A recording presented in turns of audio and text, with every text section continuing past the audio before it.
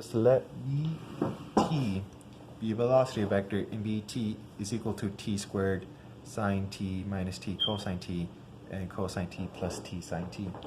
Well, to find the V double prime, we have to find the derivative. So V prime, which is the first derivative, will be equal to 2t, because from the t squared, the exponential goes to the front, which will equal 2t, and then for the exponential, it'll be 2 minus 1, which will be 1, comma, for the sine t minus t cosine t, we use the product rule, so we find the derivative of the outside, which would be sine t, and that will be cosine t, and the derivative of the inside would be t cosine t, so the derivative of t will equal 1, and the derivative of cosine t will equal negative t sine t.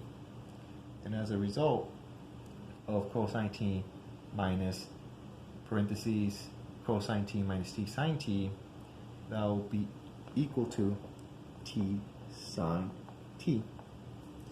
And so we do something similar for the last one.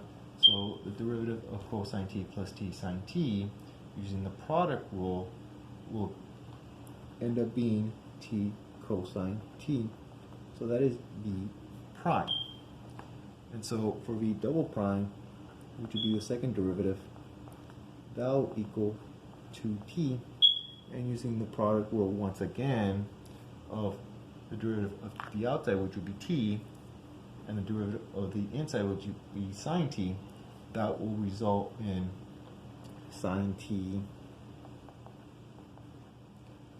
plus t cosine t.